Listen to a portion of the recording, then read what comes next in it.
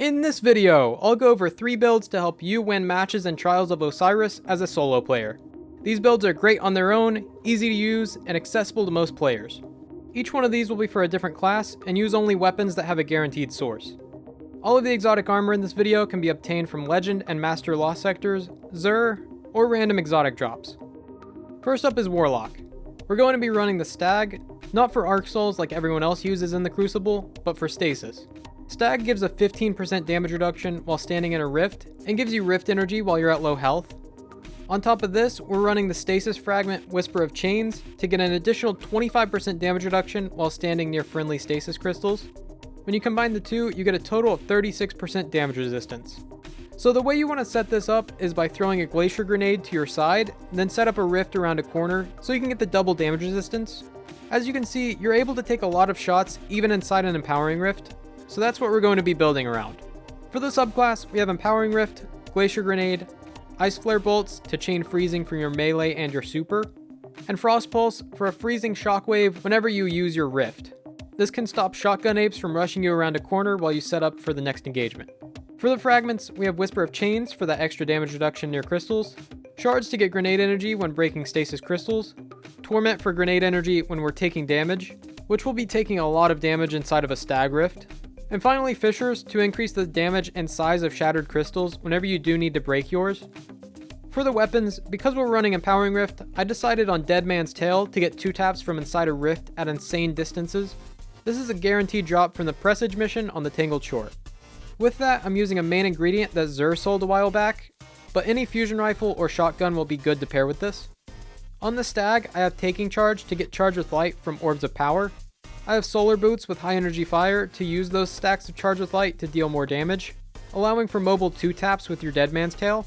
We can also use double Innervation to get grenade energy after picking up those Orbs of Power.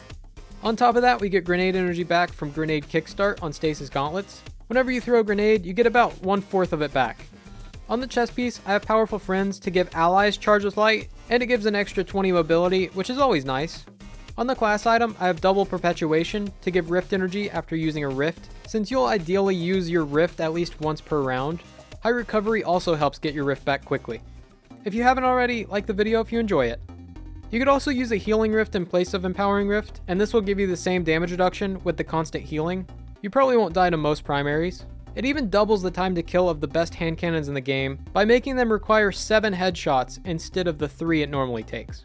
Also, rapid fire snipers aren't able to one-shot if you have decent resilience. The weaknesses of this build are AoE effects like Wither Horde or Pulse Grenades, as well as one-shot weapons like Linear Fusions and high-impact snipers that deal so much damage that the damage reduction can't withstand it. If that's something you don't want to deal with, you may like this next build. For Titans, we're running Stasis once again, and we're pairing it with Citan's Ramparts. This allows us to shoot through our Titan Barricade. With this, I decided to use Lorenz Driver to one-shot enemies, then pull their allies into an explosion. This is especially great in Trials, since you can get a quick kill that will usually lead to another kill, then it turns into a 3v1. You can pair this with any good primary weapon. I chose Chroma Rush, but use whatever you're comfortable with. In the subclass, we have Towering Barricade, Glacier Grenade, Cryoclasm to slide into crystals to shatter them, and Howl of the Storm to spawn multiple stasis crystals after using your charged melee while sliding. The fragments are Whisper of Chains for damage reduction while you're near stasis crystals, Shards for the additional grenade energy after shattering crystals, and Fissures to increase the size and damage of stasis crystals. Much like the Warlock build, we're running Taking Charge and high energy fire for one-shot body shots with Lorenz Driver, Powerful Friends to help our other teammates, Grenade Kickstart for extra grenade energy, double Perpetuation for extra barricade energy, and high resilience to get your barricade back faster. In addition to that, on our helmet, we have enhanced linear fusion rifle targeting from the artifact to give us improved target acquisition, accuracy, and aim down sight speed for Lorenz. This build also sets up perfectly with the previous build and the next build, so if someone else on your team happens to be running something similar, have them set up an Empowering Rift behind your barricade, and you can one-shot body shot people with Lorenz Driver from the safety of your barricade. Make sure you like the video so more solo players will see this and work together with you. Hunters, we're running Oath Keepers with Le Monarch. Le Monarch comes from the exotic kiosk in the tower, and when you get a headshot immediately after fully drawing your arrow, it deals AoE poison damage. Oath Keepers allow you to hold your charged arrows indefinitely, and it guarantees you always get the Monarch perk to proc. I pair this with the ignition code so I can get a hit with the bow, and then when they go behind cover, I bounce a grenade launcher shot off of a wall and finish them off with blast damage. Yes, it's very toxic, but effective. You can focus Umbral engrams from Season of the Splicer to easily get an ignition code using decrypted data. For fast decrypted data, check out this video in the corner of your screen. We're also running Stasis with Shatter Dive and Touch of Winter. This combo makes it easy to freeze people as they turn the corner, and then Shatter Dive to kill them immediately. Touch of Winter also makes your Glacier Grenades so big that you can block off hallways to safely get revives. The Fragments will be the same as the Titan build.